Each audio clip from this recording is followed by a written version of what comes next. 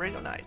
Please take this time to gather some popcorn, hamburgers, hot dogs, maybe even dinner or whatever snacks you eat, and have a sit down in front of the TV, the computer, or even your cell phone and enjoy the show.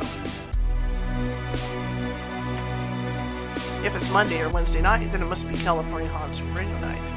Please take this time to gather some popcorn, hamburgers, hot dogs, maybe even dinner or whatever snacks you eat, and have a sit down in front of the TV, the computer, or even your cell phone and enjoy the show.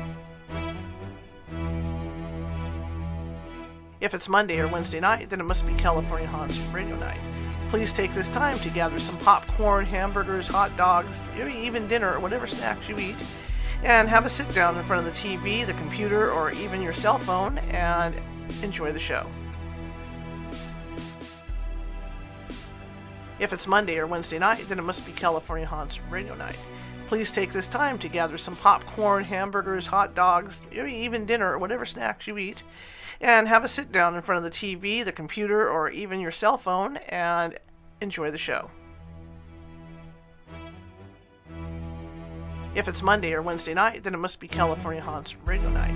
Please take this time to gather some popcorn, hamburgers, hot dogs, maybe even dinner or whatever snacks you eat, and have a sit down in front of the TV, the computer, or even your cell phone and enjoy the show.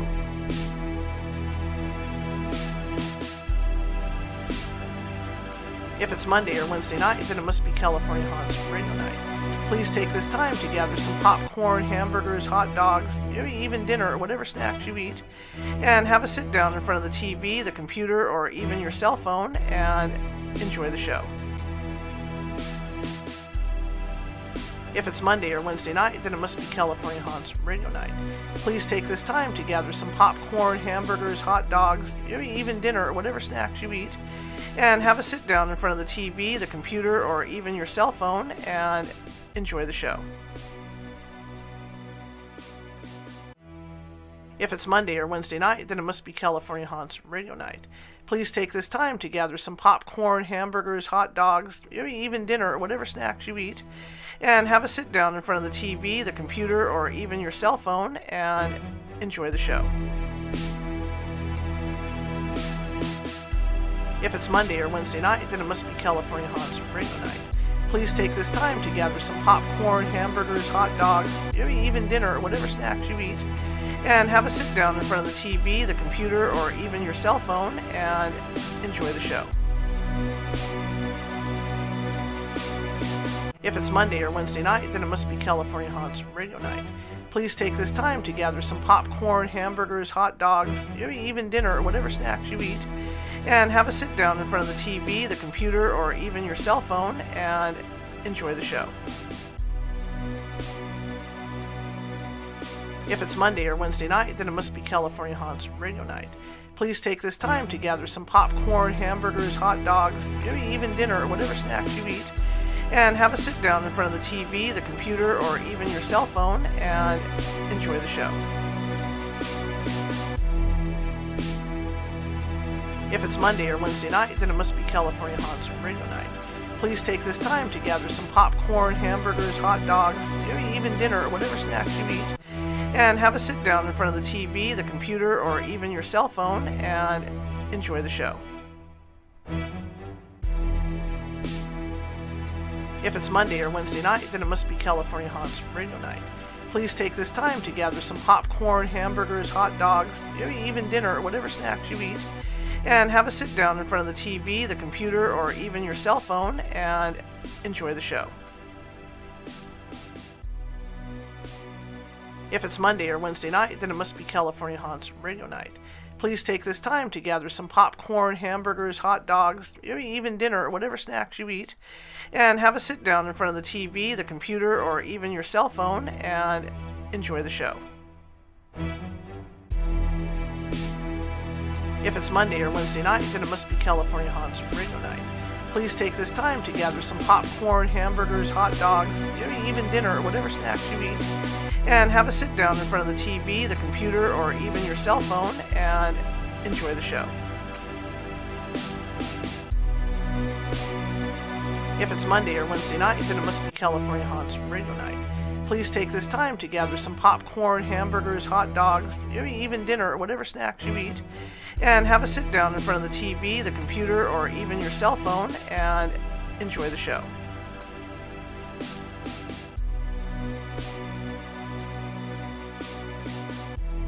If it's Monday or Wednesday night, then it must be California Haunts Radio Night. Please take this time to gather some popcorn, hamburgers, hot dogs, maybe even dinner or whatever snacks you eat, and have a sit down in front of the TV, the computer, or even your cell phone and enjoy the show.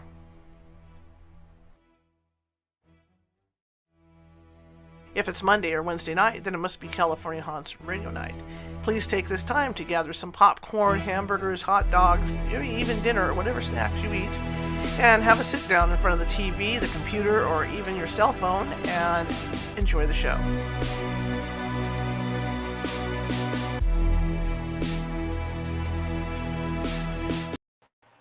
Hey, welcome to California Haunts Radio. It's been a wild night already. We lost the server to StreamYard once already, so hopefully we get to keep the server to StreamYard tonight. We'll see.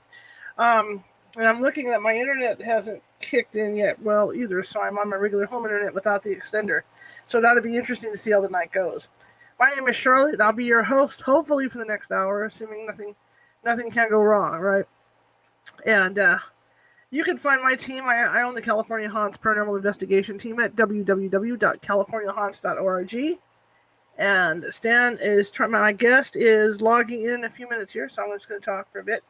That's www.californiahaunts.org. We are 45 strong up and down the state of California, Nevada, Oregon, Washington, and parts of Hawaii. So if you need some paranormal stuff, some paranormal investigating done, feel free to give us a ring give us a call, give us a ring via email, and we will send out a team out to help you at no charge, because we don't charge for what we do. Anyway, welcome tonight. It is 90 degrees tonight, so it's not as bad as it's been. It's been up in the hundreds the past couple of weeks here and there. A lot of fires going on. I know I want to give a shout out to my friends in Nevada County and up in Plumas County and here in California, because there's the mandatory evacuation orders put out. So I hope you guys find your way out. In Placer County too. Thank you. Placer County, I want to make sure you guys find your way out safely and that you can get back to your home safely after you get to go back. We are the California Haunts Paranormal Investigation team. This is our radio show that we like to put on and bring on some really cool guests for you guys to speak to. And we don't, like I said, we don't take money for our investigations, so it's pretty much a freebie. So if you can find it in your heart to donate to us to help us keep this radio show on, hang on. I'm going to be answering email here for a second. So let's see what we got here.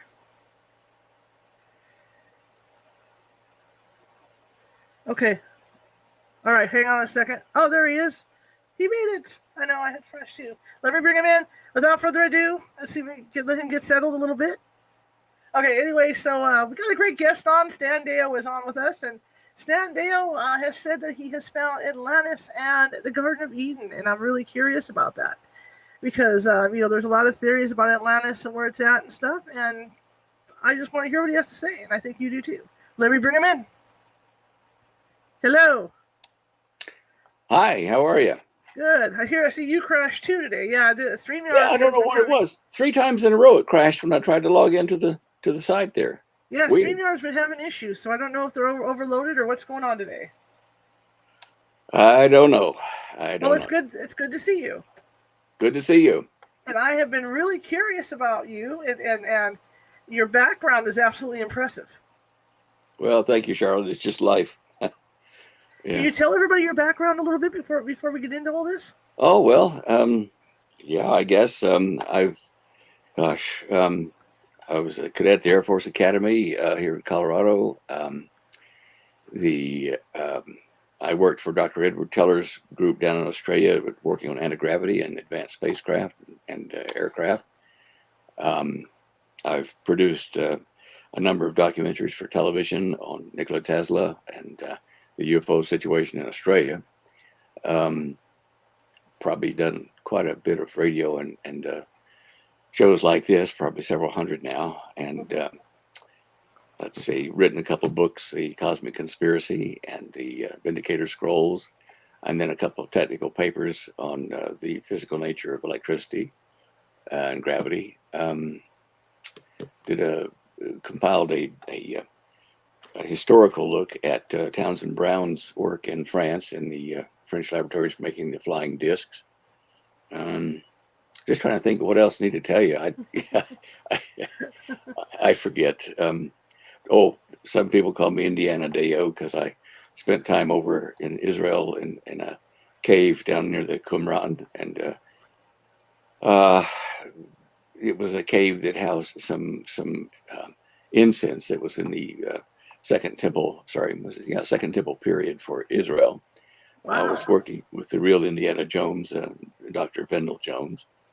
Went to Africa here a couple years back, to Tanzania, to hike up 10,000 foot up a hill in Tanzania, there in the Ngoro Plateau, to look at where this anomaly was we found on the Google Earth. And it was a 20-acre wide, or circular area of water that came up from somewhere. And when we found that, we also found the Garden of Eden down below at the crater that was underneath that. So I guess you've looked at my bio, I hope. Anyway. I have. That's why I wanted you to tell it.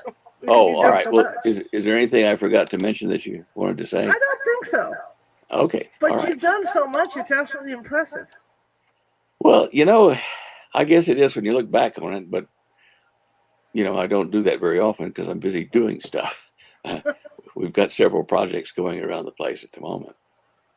Tell me about Atlantis, because you say you found Atlantis. Yeah.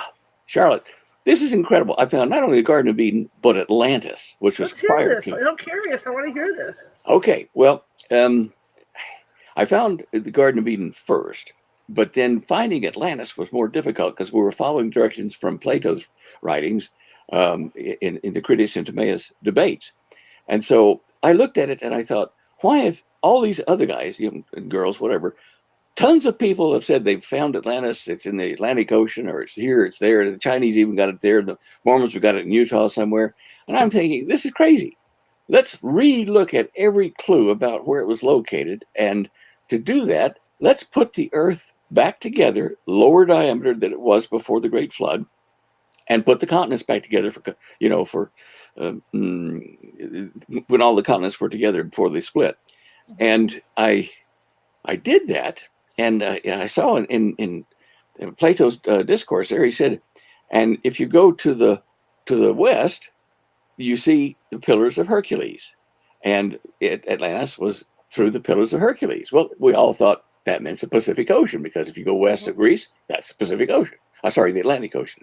Right. And people have said, well, it's called the Atlantic Ocean because it used to be Atlantis. Well, I thought, okay, we've had in the historical records for the Chinese and the Egyptians 2 times when the sun rose in the west instead of the east. So how does the sun rise on the other side of the planet unless the planet's upside down? And what would make an entire planet go upside down? The amount of impact required for something to move the whole Earth upside down was just enormous. It would have extincted all life. So I thought, well, there's got to be some answer to this. Started looking at geological records, recent papers on the Earth and the layers of the crust.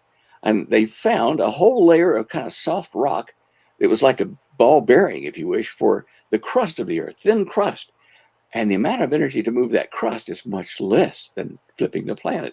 So I started looking then for impacts of comets, big comets, and asteroids, and I found them. I found 5 that have not, well, one of them's been officially recognized off the south tip of Argentina. The same kind of footprint is up in the northern hemisphere and near New Guinea. In fact, New Guinea sits on the edge of where that large impact stopped. And it was a thing that caused, the Great Flood and just, broke up Atlantis and all that. So I thought, well, all right, let's flip the surface of the Earth, the crust, upside down. And we're now in Greece, and it's in the direction the sun's rising, which is to our east now. So I thought, what's east of Greece? Turkey. Okay. So then I got on Google Earth, and I started creating a plane of blue that I could drop down to tell the altitude. And I wanted to see where the water was, and if it covered that area at the port of what used to be called Antioch, if there was a way that Greece could go from the Mediterranean Sea straight up into, what's kind of Saudi Arabia, Iran, that kind of area, into the Persian Gulf. And lo and behold, I found it. And I was able to just take a boat, like similar, a digital boat, and go in between these two land masses that form a gateway right through Antioch up into, the Middle East. And it went all the way up to the top of the Persian Gulf, the Arab Gulf of, I think they call it the Arab Gulf now. And it went straight down and into the Indian Ocean. So then I thought, all right, well, now we've located the gates of the Pillars of Hercules. And I thought, well, okay, if you look in the Middle East, all along the coast, or the Levant, they call it there, the west coast of the land that goes down to Israel, you'll see that they had cities there. The Greeks went in there and put at least 10, maybe more cities that were put up for their gods, one of them being Hercules. And I thought, Hercules.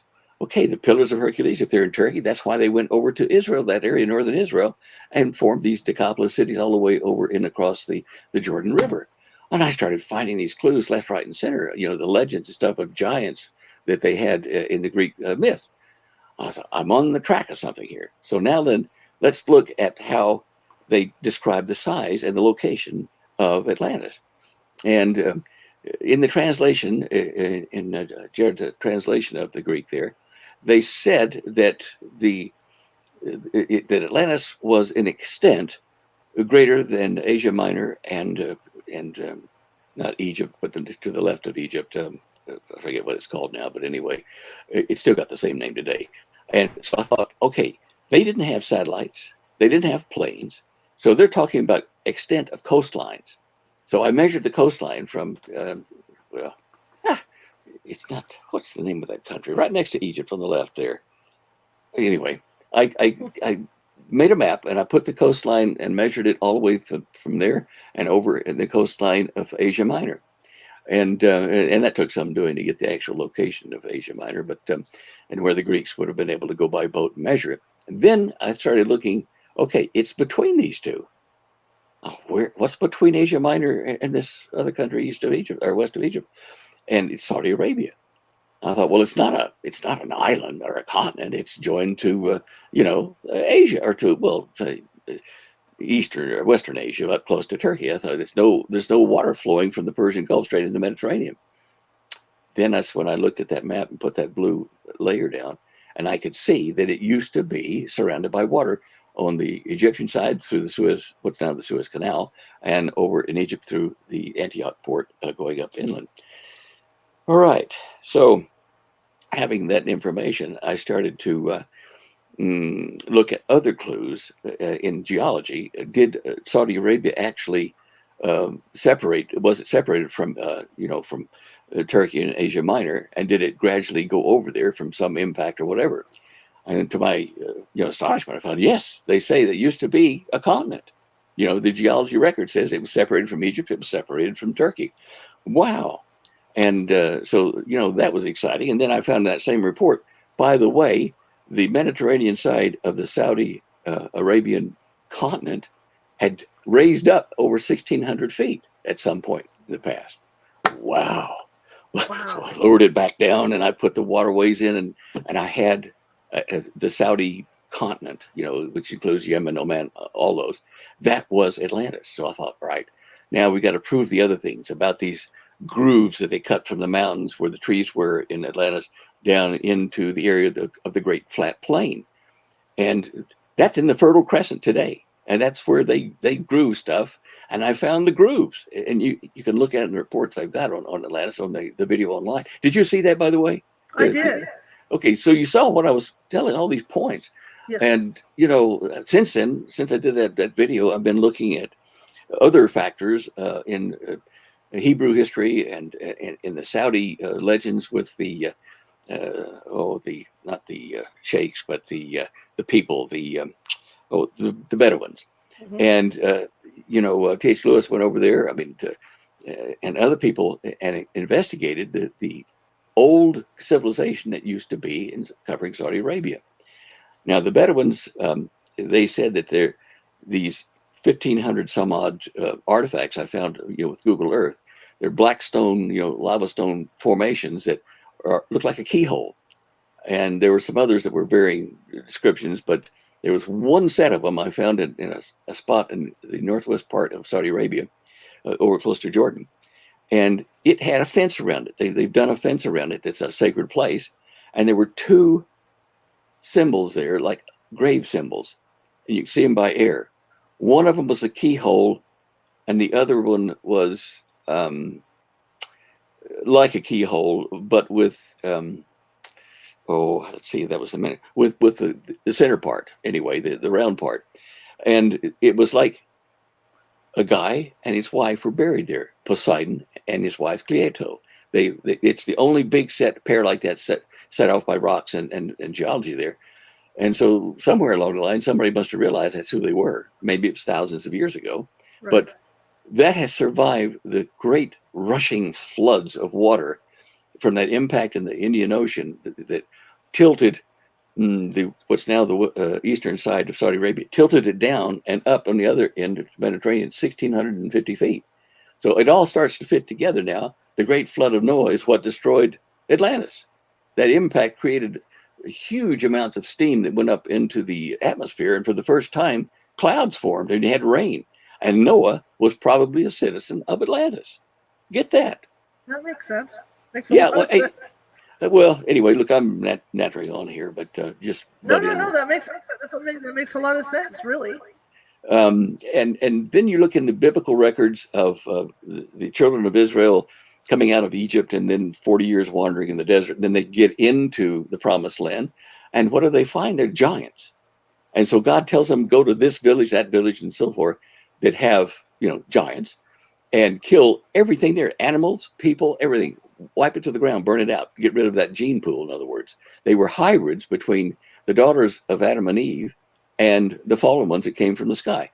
There's just so many stories in various cultures about beings from up there coming down to Earth. Poseidon and Atlantis was one of at least 12 and maybe more beings that came down and staked out parts of the Earth for their claim. I mean, in Central America, South America, the ancient legends of Quetzalcoatl and others that came with high technology tell you that there were others other than Poseidon. We know about Poseidon because of the Egyptian records on the steles and what they gave to Plato and to his grandfather anyway, and he passed that on to him. I just the giants. There's also records of the Zamzumim and the king of Bashan, which is up in the Golan Heights, now covered with a lot of lava from 13 volcanoes. But the king of Bashan was named Og, and his bed was 18 feet long. He wasn't a little guy unless he liked to dance in bed. I don't know, but he was a big fella. And there have been reports of giants, and weird beings with one eye, like Cyclops and stuff like that. And then as I moved out into the Mediterranean looking for other, reports of giants and ancient stone technology and builders, I found out that the Catholic Church has come in over the recent centuries. Whenever someone found giant bones, they built a church over the top of it and buried it. Why? I mean, and they're trying to hide our history with these beings, I think. And unfortunately, they're going to have to admit it today. The things are coming to light now with the quote unquote alien presence that we're going to have to address this issue. It makes me wonder because, there's that story about the guys that were rafting in Arizona down what the Colorado River it was, the Snake River. Yeah. And they looked up and saw and saw the cave, and they went in there and there were bones from the giants. Then when they turned them over to the Smithsonian Institute, they disappeared. Yeah. You got to wonder why is this being done? Clint Walker, who used to be Cheyenne Bodie on TV, Clint called me up when he was writing a book before he died about the caves down in the Grand Canyon, where they had advanced technology and statues of beings in a cave that's very hard to get to.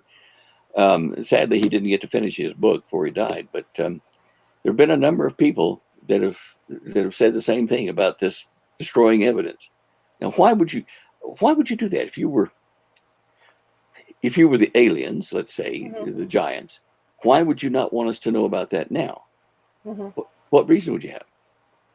If you were our religious leaders, why wouldn't you let people know that? See, this is the questions I ask. I'm a very curious kid, and I look for answers. And Right. yeah, I don't know, but Charlotte, when I started announcing this stuff, the discovery of Garden of Eden, which led to Atlantis and stuff like that, I sent it to the major news networks, the data, the lecture and stuff, and I was thinking, boy, everybody's going to get excited about this. Not a peep. No one was interested in any way. So I pressed on, over the years here, and Discovery Channel called me with one of their producing teams and said, look, we'd like to, do a documentary on this. I said, well, that's fine. So we negotiated for a few weeks. They sent me a contract, and I started reading the contract. And in the fine print, it said, if we take this and do it, you can no longer show your videos. You can no longer talk about it because it'll be property of the Discovery Channel. And so as much as I wanted to get it out, I said, no, thanks, guys. I'm sorry. It's got to be for everybody. We got to be able to talk about it. Well, I don't know about those newspapers and stuff you were talking about, because I worked at a smaller, I was the editor of a smaller paper and a couple online publications. If it had come to me, I'd have gone for it and talked about it. Go for it now if you got the effort. I mean, you've got the equipment and the resources to do it, because I really think that no matter whether you're Christian, Hebrew, whatever, that the legends all point back to a creation point for man. When I talked to the natives in Tanzania there, the Maasai and the Datoga tribe, who were there for several thousand years guarding the garden, when I talked to them, I said, what formed this, this garden crater here and that water? Oh, God came down from the heaven into this crater, and he created man, put him out, and then went back up into the heavens. Now, this isn't Bible talk. This is native talk, with translators, of course. But, and the legends all point to everybody on earth, no matter what religion or country that they are, should be keenly interested in this, because it talks about, okay, a being from up there coming down here. That's not, on a camel or a horse. That's on something magical. Yeah. Gosh. Well, even look at Ezekiel and his report of the wheel in the sky. Yeah. Wheel within a wheel. And, well, part of my physics studies have led me to understand that our universe is like a virtual universe inside of a bigger universe, right?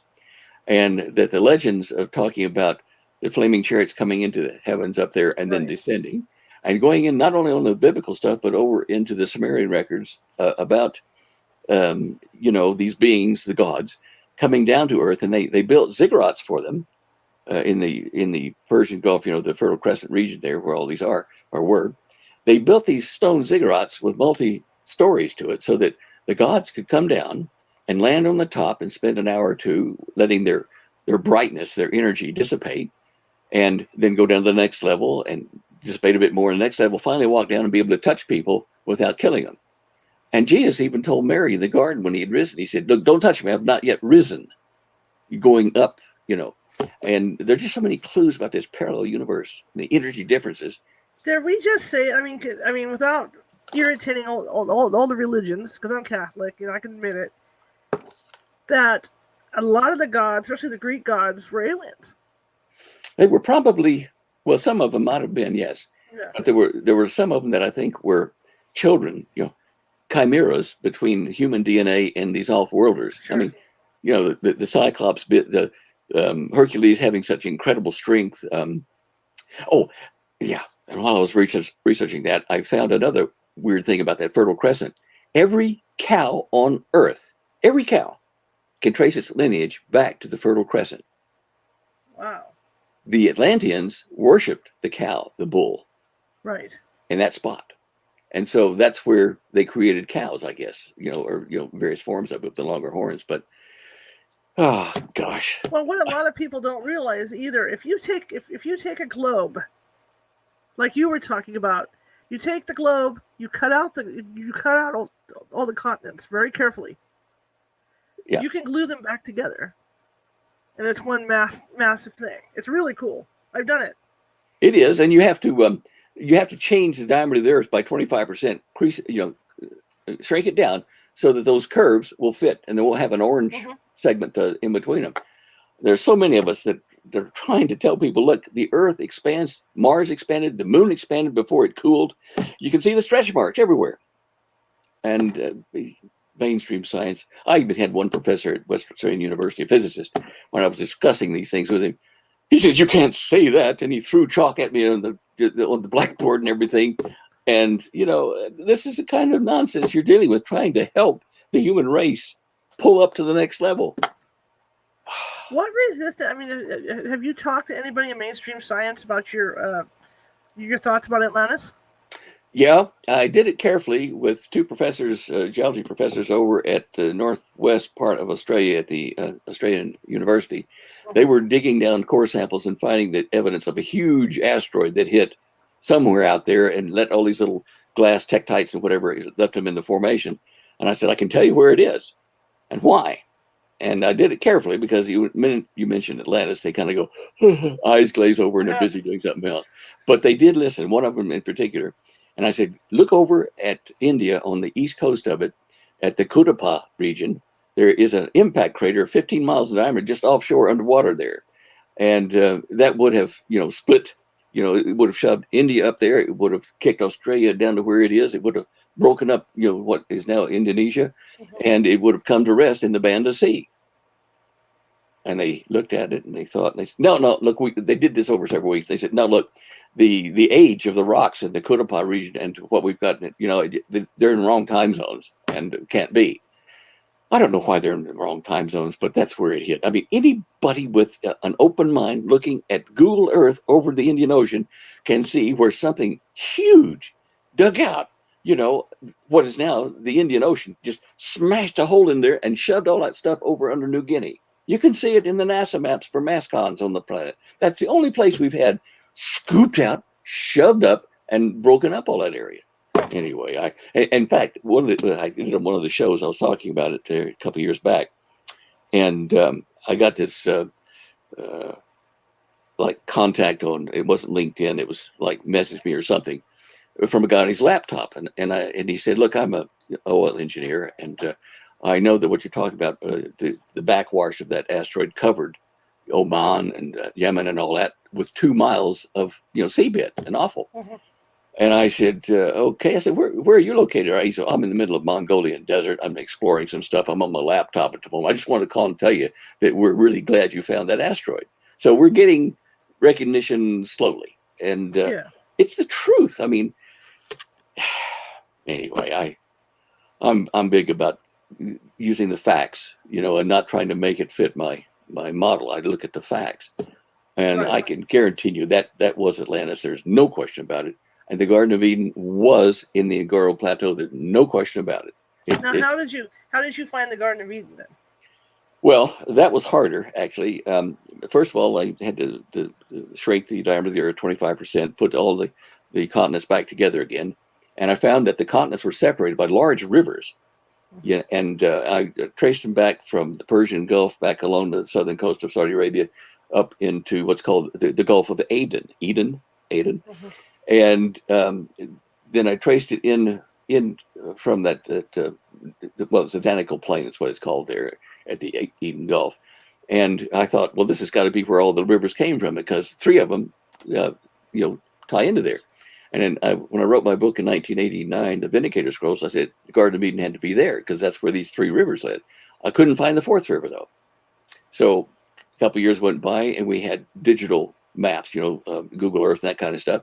And I contacted the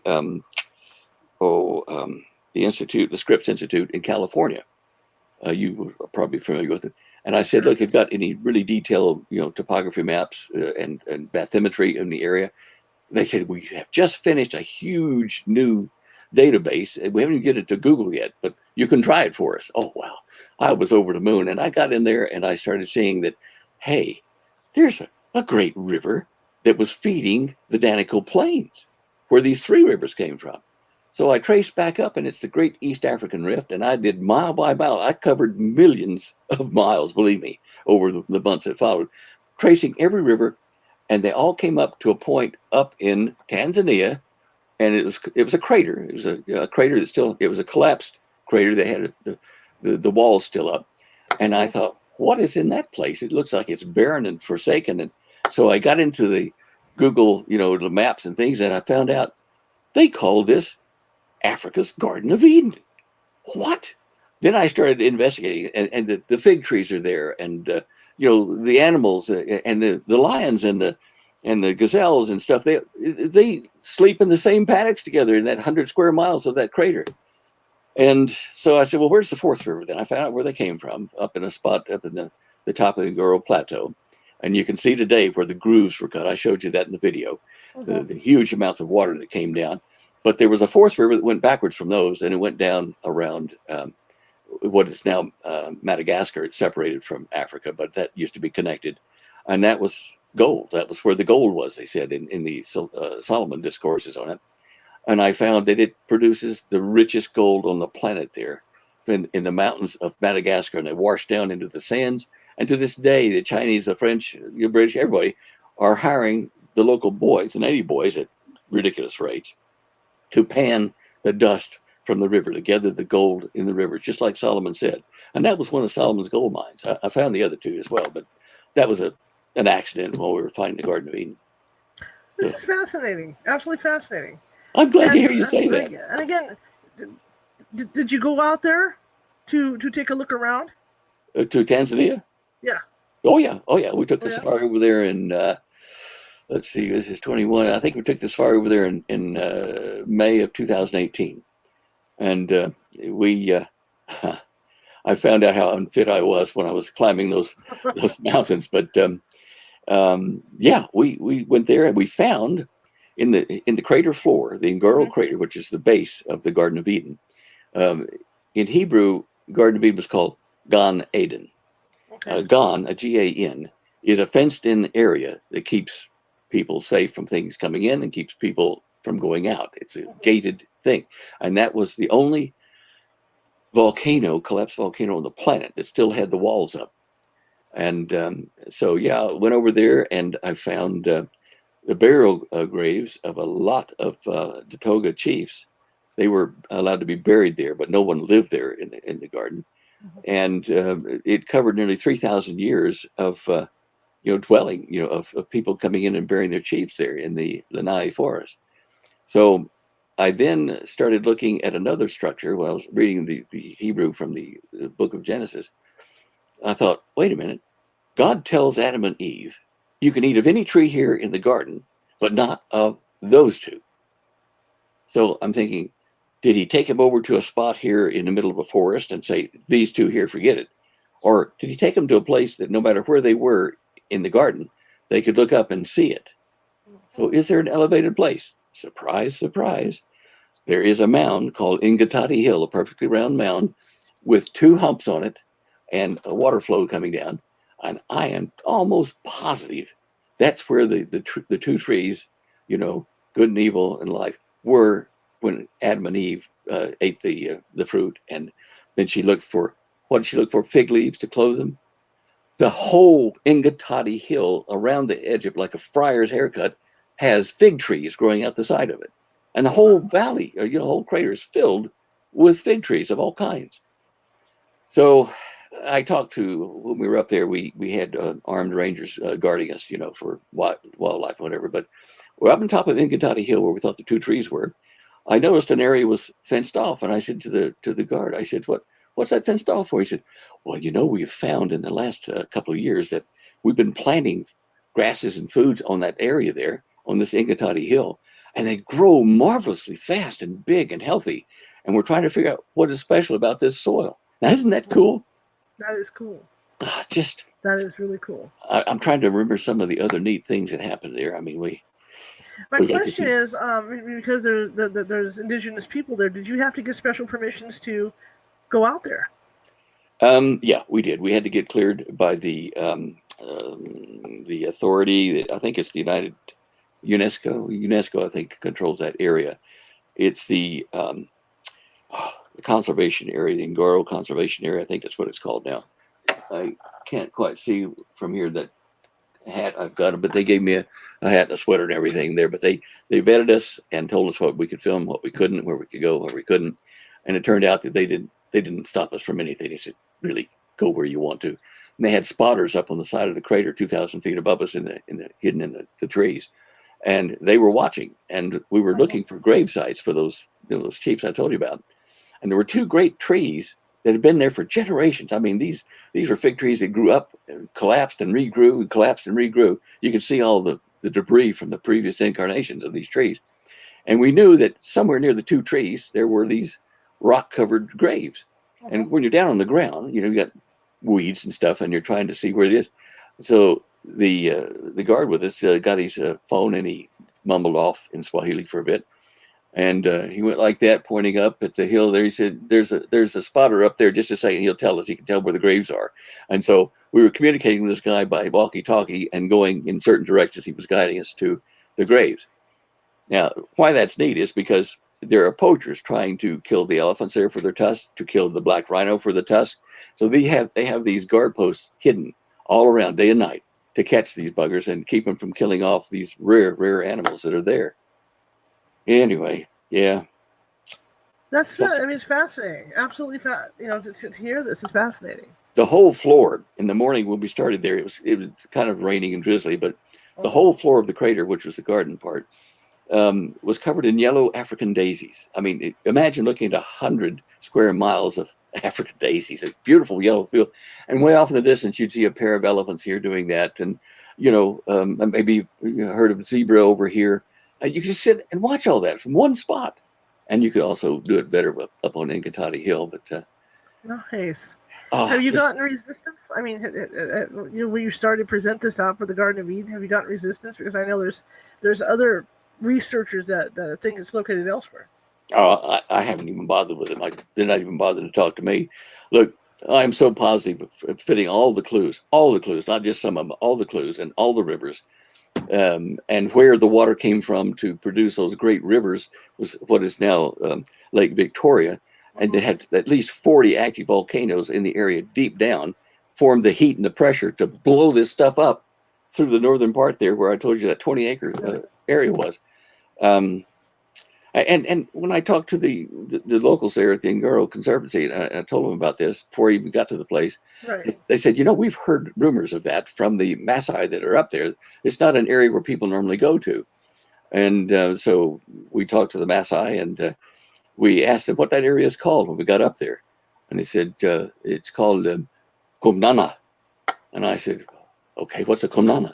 And so our translator talked to her again, the Maasai lady, and she said she grabbed her earring. It's a very precious, metal thing that the Maasai women wear.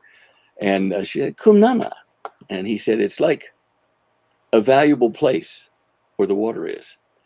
And so she sat down while we were talking amongst ourselves about how we're going to film the area and stuff. And we hear the cell phone ringing. And it's her. She's got a cell phone under her robe. I thought, wow, we're not that far out of civilization. Wow. So when you mentioned that you were going to be looking for these graves, they didn't have a problem with it then? Oh, no. They just said be careful not to step on them and look for the stone piles, and you can get around them. And so, yeah, it's once a year they allow the Toga tribe to send their holy men in there to hold ceremony. The Maasai 200 years ago from Kenya came in and fought with the Datoga who'd lived there for thousands of years and kicked them out of the garden. And so they live, about 100 miles away now, the majority of the Datoga tribe. And they're very close to the Kalahari tribe as well in location. But yeah, you just, look, the people that helped us there were marvelous. The natives of the area that guard the area and control it and police it. They gave us every kind of help you could want. And of course, we got a standing invitation to come back. But in fact, I've just been talking to some of the people I met over there by email here. They've written me. And even in the lodge where we stayed up on the edge of the Garden of Eden, what a marvelous thing to say. And we could look out over the Garden of Eden out of our room window. The people there, they had a choir and they sang for us and stuff. We recorded all this stuff. And some of it's not in the documentary I put up. But just wonderful people. What do you say to the people that don't believe you? I don't care. You're entitled to your opinion. If you can prove me wrong, go ahead. That's fine. But I just don't think that they can. I'm fact driven, not emotion driven. I'm fact driven, and the facts are there. The locations, the geology, even the locals tell you it's there. Mm-hmm. And all the other locations they put in China and one at the North Pole somewhere in Greenland. Right. And this is ridiculous.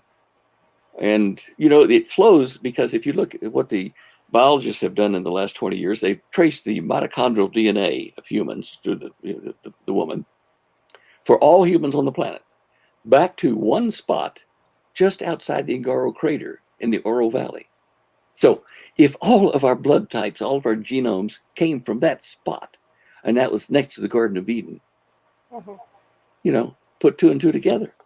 There's just so many things that underwrite what we've said, in the discovery of this. What I find interesting is what you said earlier about the cows. Yeah. Where they all come from the cows in that area. Now, did they use the land bridge to bring them across so that it spread, or how did that happen? Do you think? Well, I know hadn't you thought don't about know how directly. I'm just saying, to speculate.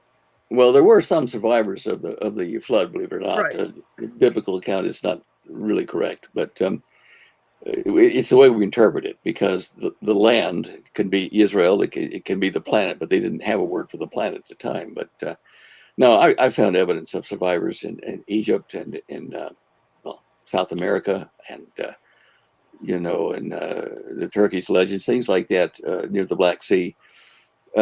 So for the animals to survive is not a great drama. They could have been on the islands, like of Malta and various other places, because the Atlanteans had establishments elsewhere off of the peninsula or off of the continent. They had it into Eastern Europe. And Santorini, when they were excavating that, they see signs of red and black and white stones, exactly what Plato said. They built their base there in the Mediterranean area using the same kind of stuff they built their Poseidon's castle with on Dammam Island, which was the island capital of the continent of Atlantis, which was Saudi Arabia. And finding that, look, I even talked to an astronaut that did the photography in 3D over the top of the Persian Gulf about an area that rose up in 3D right there at Dammam Island. It's a perfect circle raised up, the only place in the whole area they filmed in 3D. And Plato's document said that, what he got from the Egyptians said that Poseidon built his castle there for his wife Deyo, and that he caused hot water and cold water to come up from two different sources up into his castle. And if you look at the geology, which the oil geologist sent me, underneath Dammam Island, there are two sources of water, hot and cold, coming up from aquifers there, right up into Dammam Island. So again, one of these minor details that we found and proved. So, people can argue if they want to, but you're looking at Happy Stanley, who's solved this great mystery. So it's its own reward. Have you submitted papers on this stuff too, to the scientific community, or you just? Nah, I didn't want to bother. Yeah. They're not going to listen. They will probably shortly when things change on the planet. But yeah, look, as I say, I'm tickled to death that I've been able to solve that great mystery in my own mind. Right. And all the pieces fit, and it now gives me a new picture of the history of man and of our planet and how other planets work and stars. It's been such an education doing this that my mind has just kind of exploded in other disciplines as well. So yeah, as I say, it's my own. It's its own reward to me. I love telling it to people and watching their eyes open, and suddenly the light turns on, and it's great. This is incredible. How long did it take you to do all this, to figure all this out? Let's see, from 8, 12, then 6, about 28 years. Wow. And a bit of travel here and there. Yeah. I actually helped Dr. Jones, Dental Jones. Yeah. Well, I know what you're saying. He's the guy that they modeled Indiana Jones with, from.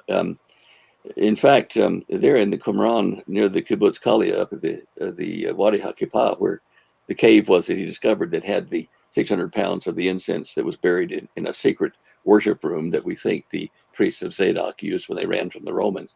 Anyway, I visited that, and he gave me the map when he wasn't there to go in and to move a couple of, feet of sand over a metal plate, and then there was a a wooden ladder down into the lower levels and into this worship room. And they had two piles in there, black round stones and white round stones separated. And when you take a flickering flame in there, we had torches, and you look up into this small room, there are big round river rocks from the Jordan that are cemented into the roof and into the walls. And in between them, it looked like diamonds sparkling.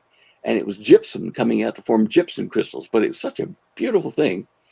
And anyway, Jones and I started to, after that, when I got back to Australia, we started working on a way to decipher some of the mystery parts of the copper scrolls, which tell the treasures of Solomon, that kind of stuff. And that was a ruse. We found out quickly that the copper scrolls had different depths of impressions in the way that they punched the Hebrew letters into the scroll. And there were some Greek letters in there, 3 Greek letters, K-E-N, Kappa, epsilon. And it's said in Greek to look for the raised letters. In other words, it says, Ken is the Cohen, the high priest, raised. And so then we looked at the tracings and found which letters were soft, which letters were sharp, and we could separate it then into what was code and what was not code. I even found a river stream and various other things looking to where we could find Solomon's treasure and stuff like that. So I've had an interesting time with all these people. It's just been miraculous. I can't convey that enough. I just loved it. It was a great time. Let's talk about Solomon's treasure, because we've been talking about that off and on tonight. Now, we covered the Garden of Eden, we covered Atlantis, and you found Solomon's treasure. Then is what you're saying. Yeah, in the Bible, the translators, for years, centuries, have looked at what he said about one of the one of the 3 sites was known for its gold, etc. at the time of Solomon. And when I found, the Madagascar site and the port there, and traced back the length of time it took his ships from the Phoenician or the Tyre ships to go down and get his gold and come back with 666 talents every year. Well, they had to rotate him. Every year was like several years. So that's one of them. That was the one that was rich in gold, and it said that the streams, it was like the dust of the streams and rocks. Well, okay, that's how they collect it even today. And the other one of the 3 was up in Morocco. It was either Morocco or Spain. I'm pretty sure it was Morocco, because they said at that gold source, he traded to get the gold there. And they had gorillas. They had, what do you call them? With the big colorful tails. Mine's gone blank. It's a big bird. Anyway. They were animals and birds that are common to Northwest Africa, but not to Spain. And they said he called that, Tarshish was his, Okay, well, if you break the word apart, tar, in the language still today there is opium tar. And shisha is what you smoke it in. So Tarshish was where he got the gold there in the western part of the Mediterranean next to the Straits of Gibraltar. The other one was in India, up the Indus River, and down to the middle of India along what's now the west coast in the Karnataka region. Very rich gold there even today. They called that one,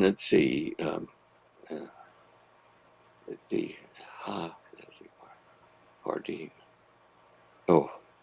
Trying to remember the Hebrew word they used, but nobody could translate it. And it was because he called them the people of the book, the banana leaf books that they wrote the Vedas on and stuff like that. These were the people of that. And so he called them the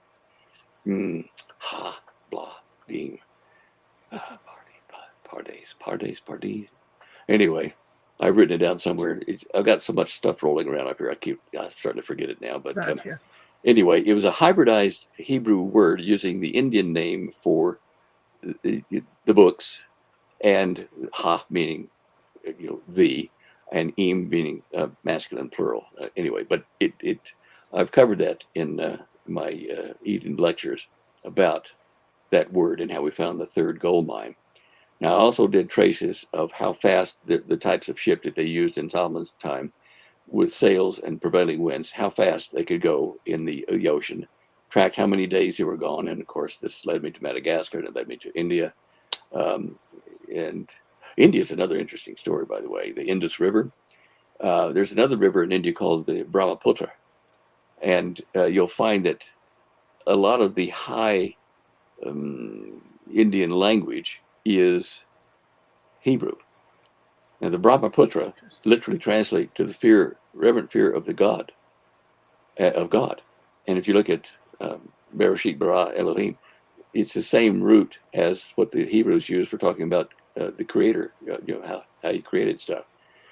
And I found a number of other words, things like that. But the Indus River Valley, when all the continents were together, and when Cain had left to marry his bride on the east, of Eden, these women, I don't know whether they came from the hybrids that the fallen ones did in Saudi Arabia or in Atlantis, but he found his bride over there, and he settled there and had children.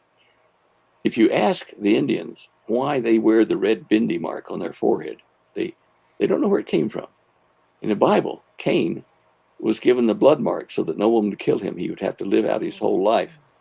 And Indus River, is a future tense of a Hebrew word, nod, meaning the men shall wander as fugitives. Now, isn't that incredible? That's incredible. There's so many little things like that just form you a picture that's just hard to forget. That's just, that I never would have thought about that. Mm. That's incredible. So did you have to go through a lot of books and everything to find this information and lot of, like you said, the scrolls and the different writings, and have to research back on it and all that? Yep, as best I could. Some of them in the ancient scripts, there aren't many people who can even read those scripts any longer from the Middle East, and the Sumer region in the time of Babylon and things like that. That's incredible. Babylon. Absolutely incredible. So now that you found all this stuff, how do you feel? I mean, it must be a huge accomplishment for you. Yeah. As I said, it pleases me. It gives me completion, and I'm tickled to death to be able to solve that puzzle. It's kind of like, solving a puzzle, a mystery, murder mystery or whatever. You put all the pieces together, and you come up, gotcha. And that's the feeling. I mean, I'm quite pleased that the Lord let me find these things. That's a blessing, and I've shared it as well as I can. You're a Christian, correct? Yeah. Okay. How has this affected your Christian beliefs, or has it not? It hasn't affected them. I mean, it's just I'm proving the authenticity of the historical value of the word. I mean, I guess I'm what would be called an apologist or something, saying no, it's not what you think. It's real. Right. And I had a near-death experience. In '69, I did leave my body and go out there, and I made the mistake of asking the voice behind me that was guiding me through that place there in the smooth darkness of out there, and he said, I said, look, can I ask you a few questions? He said, sure. And I said, I was looking at the universe and galaxies. I said, how does all this work? What makes them spin around like that? And and he showed me the era in Einstein's view of it all, the fluid mechanics of space. And I said, well, how do UFOs work? And he showed me that too.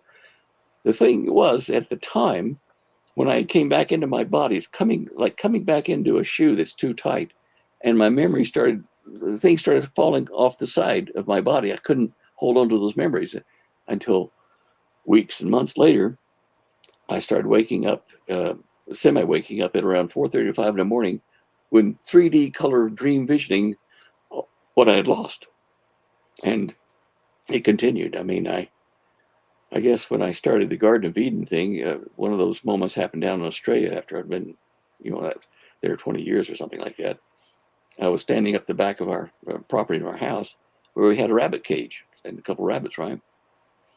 It was evening, it was dark, and the driveway stretched out and to my left like that going down the street.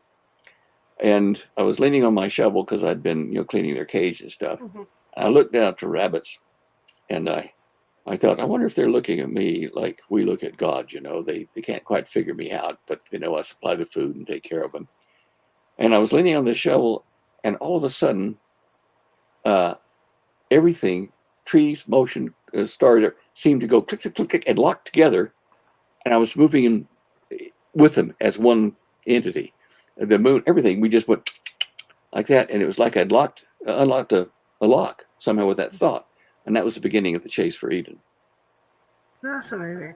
The reason why I asked that question was because, we talked earlier about the Catholic religion and their feelings about the aliens thing. Yeah. And so I was just wondering, with you being a Christian, if, when you started to rethink this stuff and maybe the giants or aliens came into play, if it changed your views.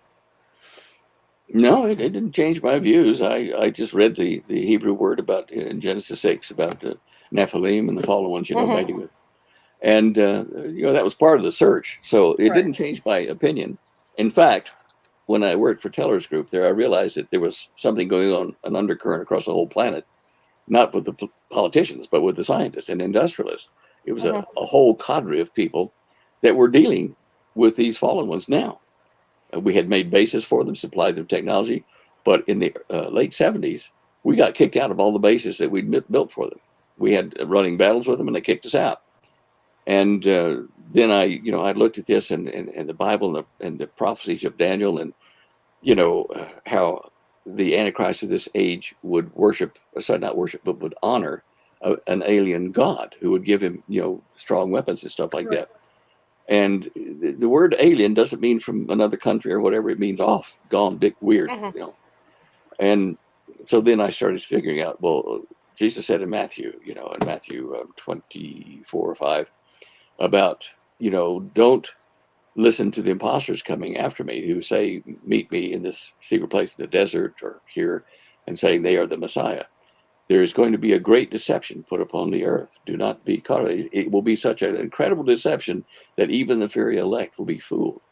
So I'm thinking a lot of things could change somebody's mind, with the mind control we've got now then, and make us think that the aliens were, gods or ability to lie. So why can't we be fooled? You're not here. You're taken up. And to that end, I went back to looking at the rapture things and stuff like that. And there is one passage where it says, and they will be caught up in the rapture. And then Jesus says, come out of Babylon, my people, be not partakers of her sins nor of her judgments. So I translated that again. And the obvious thing is, he didn't say, get out of Babylon. Didn't say leave. He said, come toward him. It's in the Greek. It's the verb is saying, come to me. And it says, come up. And that, again, tells you about a liftoff of believers. And years ago, decades ago, I debated with a leader of a New Age group down in Australia. And they definitely weren't Christian. Let's put that out there. They followed the dark side.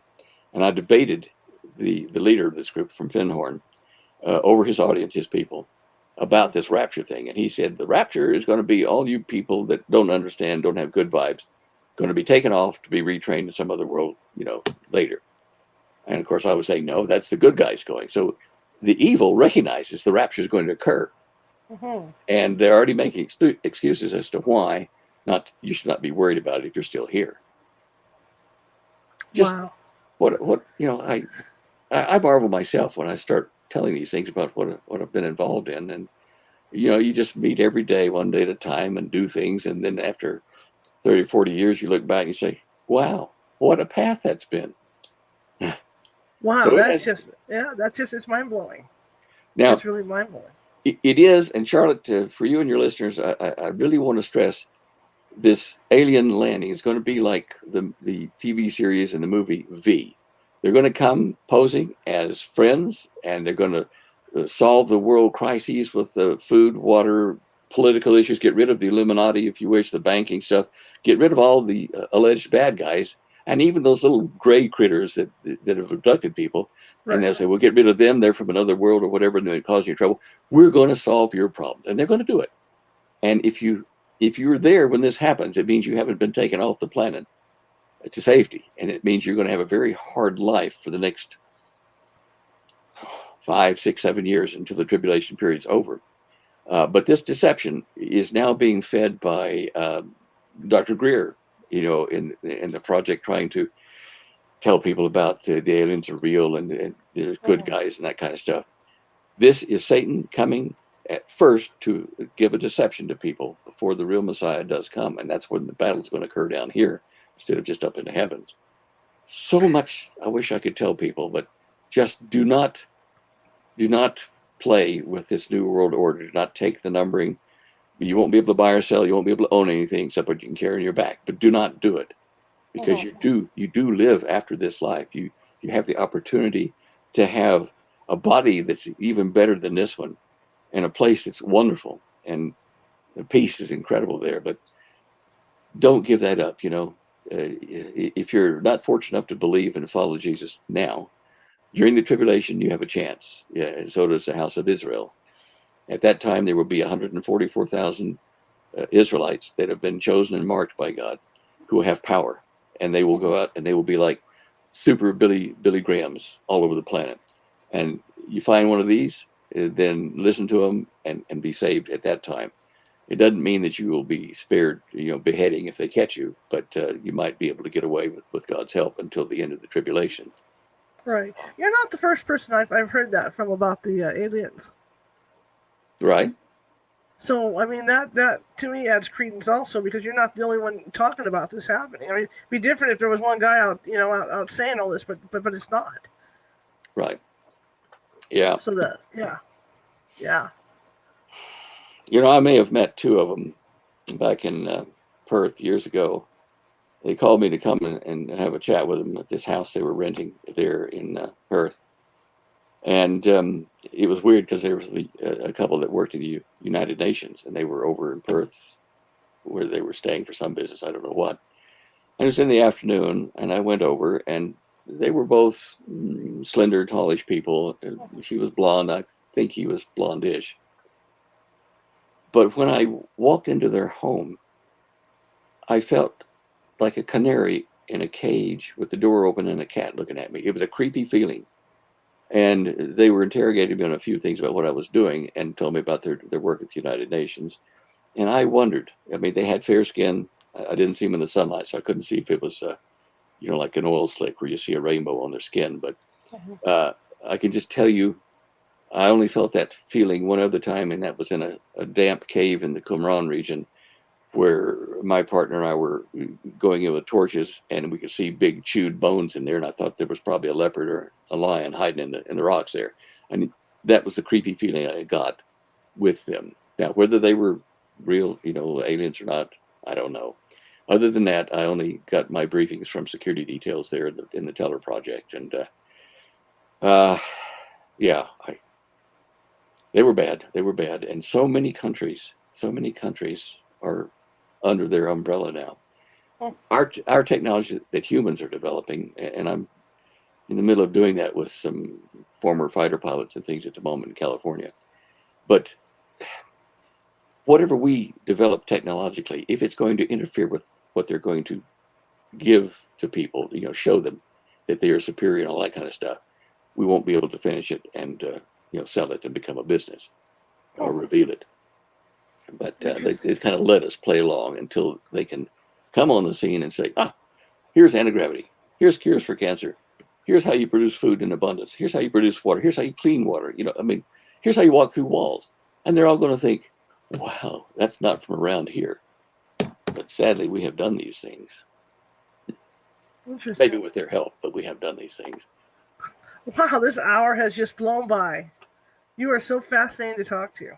Dang, it's been an hour, has it? Gosh. Yeah.